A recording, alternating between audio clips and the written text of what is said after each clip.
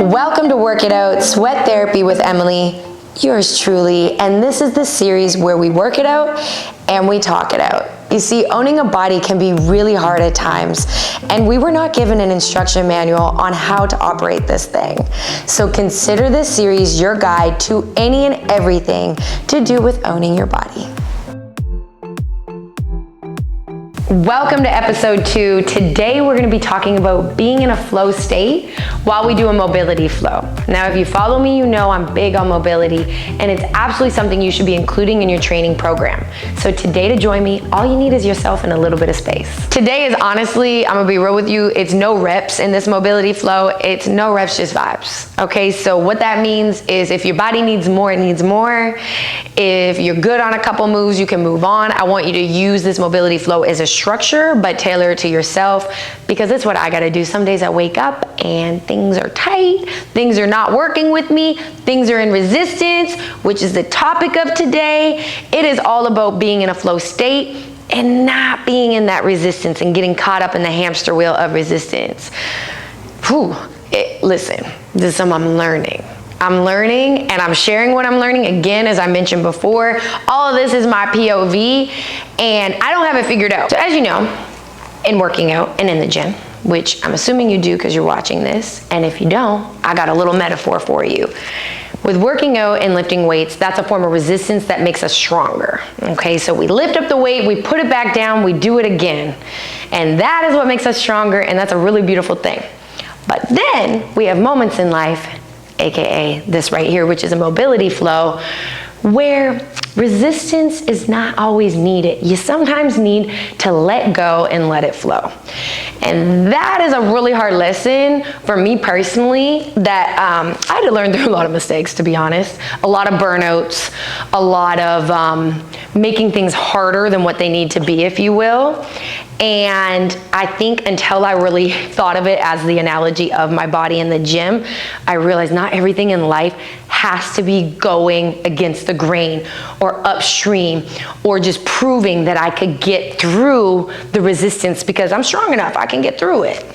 So I'm a type A and I'm a Leo, which means I can be a little bullheaded. It has helped me a lot in certain areas in life, especially in this realm, because if my legs say stop on an exercise, my brain says, no, we got more.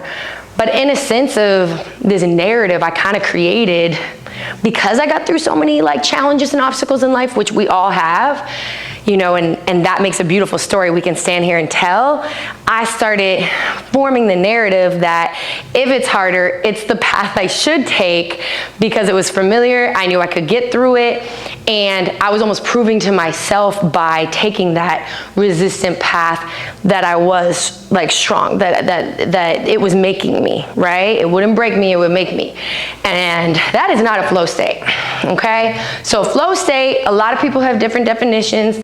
On the internet, you're gonna see a million definitions of it, but my personal definition that I formed is letting go of what you cannot control and letting life flow how it's supposed to. And it sounds cheesy and real hippy-dippy, but it is the honest truth. If we hold on too tight to too many things that honestly don't matter, you stressing yourself out. So in a sense of, let's say, me thriving off of schedules and routines and things being organized, it's great to have a plan, right? Without a plan, we plan to fail.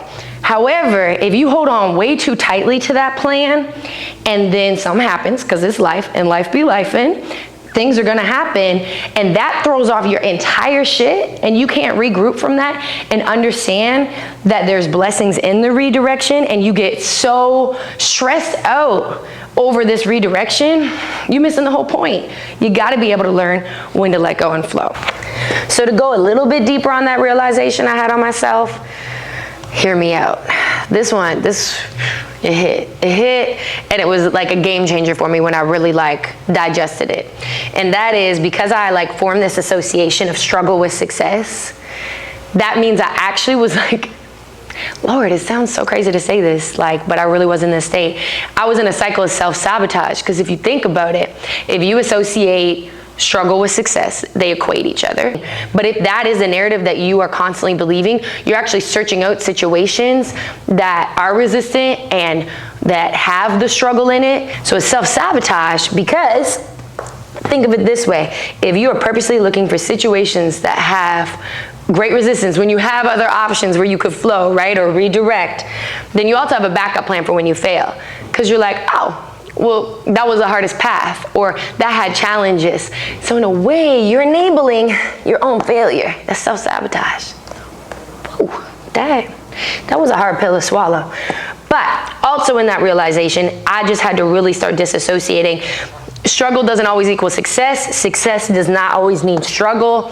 Sometimes it's about just finding that redirection and flowing. You know I love a good analogy, so I got one for you in regards to the flow and resistance. P.S. This is one of my favorite ankle mobility moves right here, and if you hear my ankles crack, if the mic picks it up, just mind your business, because the way my ankles crack. So, as we know, a river flows, right?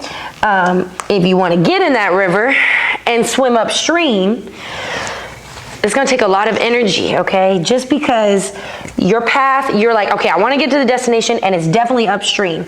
And then you are convincing yourself, like, I'm strong, I can swim against the current, I can swim upstream. Meanwhile, you're wasting all that energy. When in reality, there's some things in life where you could just flow with the river. You're gonna bump into some rocks, okay? There's gonna be some shit in your way, but what do you do in a river? The water passes around the rocks. You find a way around. The redirection is still gonna take you to where you need to go. You don't gotta swim upstream just because you think you're strong enough to. And that is what I recently learned. And it's been a game changer for real. I feel like I wasted a lot of energy in places that I didn't need to. And the way my nervous system's calmer, I can be more present and enjoy life. That's the way to live. So I'm gonna bring it full circle for you and really drive home my point about how as humans we're really designed to be in a flow state for the majority of our life. There's going to be strategic resistance in our lives, but for the majority of our life we really should be in a state of flow, because if you really look at the human body and all the systems that are involved, we flow, okay? On average 60% of our body is made up of water. What did I just say about a river and water? What does it do? Flows. Okay? If you look at breath, that air is flowing in and out of our lungs. That's what keeps us alive. If you look at all the different systems in our body, they're all working together and flowing together. When they're dysregulated or not flowing, that's often when we see conditions or disease arise. If you think of energy, what does it do? Look at a circuit board. It flows. We're made up of energy. So if you really look at how as a human we are designed to live and thrive and be in our optimal wellness, both mentally, physically, energetically, everything, it's all about being in a flow state. So if you weren't convinced before to start looking at the areas in your life where you need to flow better, I hope that just convinced you. So these are some of the things that I learned and I've applied to my life to like get into that flow state, especially when I feel like I'm getting a little too into that resistance side. Ooh, imagine if there's a scale right here. Resistance, flow. If I'm not close enough on this side, then I got to do the things to get back. So I hope these things can help you. Let me know, try them out. It's different for everybody, but yeah, it's kind of like my regulation to get me back into flow. Number one, if there are certain people you identify in your life that are a constant source of resistance and perhaps they thrive in that state of resistance, it might be a good idea to throw a boundary up. I understand we can't just cut people out of our life here and there, but you can add boundaries, and that's really, really healthy. So if you can identify that, you're gonna get way closer to a state of flow. Number two is really learning on how to be present in the moment and not always having to know my exact steps ahead, and being okay with that. Like just being present and not having to figure out the future and trusting the right now and trusting that if there are obstacles that pop up, they're gonna be for the better. So I guess number two really is a combination of both being present and trust.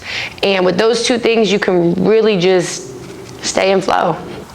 2.5 is related to being present in the moment, but it was learning how to kind of remove the attachment to permanence. So to understand that rather than being super married to the outcome and how it has to look in my mind, like it has to be this way, it has to look this way, feel this way, all those details, kind of removing the attachment to permanence and being okay with change, because change is the ultimate flow. And number 3 is honestly learning the times where it's just not necessary to bulldoze straight through it, but rather go around it, redirect, and find the joy in that. And it can be as simple as that. So with practice and application, you know, I'm human. I'm still definitely having moments where I'm not in flow, but really being like aware and conscious of it has got me to a place where I realize life actually can have ease to it. And that's a really, really good feeling. And I want everyone to feel that. Life should have ease. Life should flow. I really hope that there were pieces in this video today that resonated with you and that you can take and apply in your daily life. Life is about practice, okay? So every day we have to be aware, we have to be conscious, and most of all, you just gotta be present in this state, allowing life to flow. I hope you do join me next time. We're gonna be talking about our soft era, which I am here for. And in between now and then, hit this mobility flow. Your body's gonna thank you.